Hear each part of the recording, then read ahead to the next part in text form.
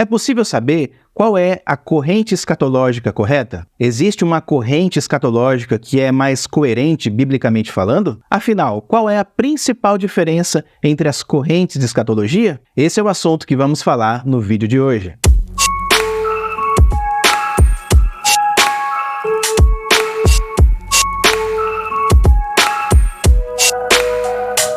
A escatologia é um departamento dentro da teologia que possui várias interpretações e entendimentos diferentes.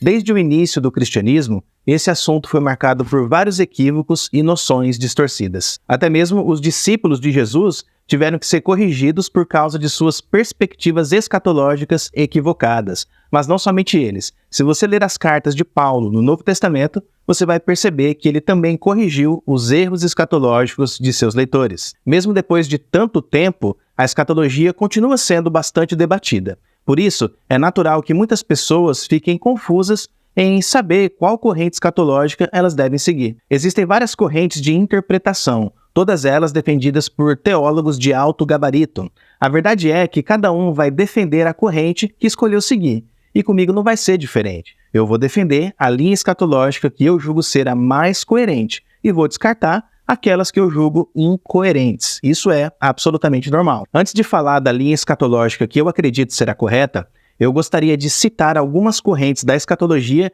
que foram criadas durante os longos anos de debate e discussão. Quando lemos materiais de escatologia, é bastante comum encontrarmos os seguintes termos que são os principais: amilenismo, dispensacionalismo, pré-milenismo, pós-milenismo, futurismo, historicismo, idealismo, preterismo parcial e preterismo completo. Dentro de cada uma dessas vertentes, você vai encontrar uma infinidade de conceitos. Isso porque foram mais de 2000 anos de pesquisa e debate escatológico. Então é natural que as pessoas fiquem perdidas sem saber em qual corrente acreditar. Para clarear um pouco o nosso entendimento, eu quero chamar a tua atenção para uma característica que está presente em quase todas as correntes escatológicas. Que característica é essa? É o pessimismo histórico, ou seja, a ideia de que o mundo vai piorar cada vez mais até o retorno de Cristo. Até mesmo o preterismo completo, que não é ortodoxo, acaba se rendendo a essa ideia. Isso porque os preteristas completos acreditam que o pecado e a morte vão existir sempre nesse mundo.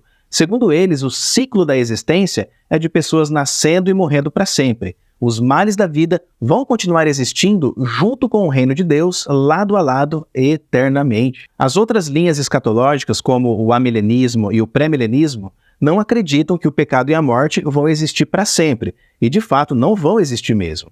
No entanto, essas linhas acreditam que até o dia do retorno de Cristo, o mal vai crescer e se expandir pela Terra. No final das contas, se você for um amilenista ou um pré-milenista, então você vai abraçar a ideia do pessimismo histórico. Mas afinal, existe alguma linha escatológica que é otimista em relação ao futuro da história? E a resposta é sim. Essa corrente escatológica se chama pós-milenismo, que adota a interpretação da Bíblia conhecida como preterismo parcial, embora existam pós-milenistas e historicistas também. O pós-milenismo ensina que, ao invés de piorar, o mundo vai melhorar gradativamente graças ao poder do Evangelho, que já invadiu a história há mais de 2000 anos. As outras linhas também ensinam que o poder do Evangelho já invadiu a história. No entanto, de maneira contraditória, elas também ensinam que o mundo vai piorar. É muito complicado você acreditar no progresso do mal, sendo que o Evangelho, que é o poder de Deus, está presente entre os homens.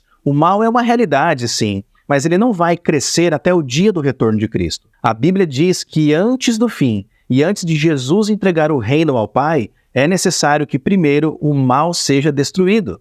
Então virá o fim, quando ele entregar o reino a Deus o Pai, quando houver destruído todo o domínio, toda a autoridade e todo o poder. E tendo em vista que Jesus já está reinando espiritualmente entre os homens, o mal está sendo progressivamente destruído. O último inimigo que Jesus vai destruir será a morte, e isso vai acontecer na ressurreição final dos mortos e no dia do seu retorno.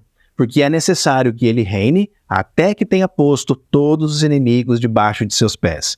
E o último inimigo a ser destruído é a morte. Se os inimigos de Cristo vão ser derrotados antes do fim, não faz sentido acreditar que o mundo vai piorar. Portanto, dentro da escatologia, só existem dois caminhos em relação ao futuro da história. Você é pessimista ou otimista? Alguns tentam unir esses pontos, defendendo um pessimismo moderado e um otimismo moderado. Essa perspectiva, por exemplo, foi ensinada no livro O Evangelho do Reino, do teólogo George Eldon Ladd. Embora eu discorde dele nesse ponto, o livro é excelente em muitos aspectos. A obra é um rico estudo sobre o reino de Deus. Eu recomendo a leitura, e por isso eu vou deixar o link do livro na descrição do vídeo e no primeiro comentário fixado. Mas voltando ao ponto, para que você defenda um pessimismo e um otimismo equilibrado, você vai ter que interpretar certas passagens proféticas de maneira futurista, como por exemplo Mateus 24. E conforme acreditamos, Mateus 24 se cumpriu no século I da era cristã. O texto é melhor compreendido conforme o sistema preterista parcial e não conforme o sistema futurista. Por fim, eu termino esse vídeo te fazendo a seguinte pergunta: o que você espera acontecer no futuro da história? O mal vai crescer ou o evangelho vai crescer? Você escolhe ser um pessimista ou um otimista? Eu encorajo você a conhecer melhor o pós-milenismo e o preterismo parcial. Eu tenho certeza que a sua visão do mundo e da história será positivamente transformada.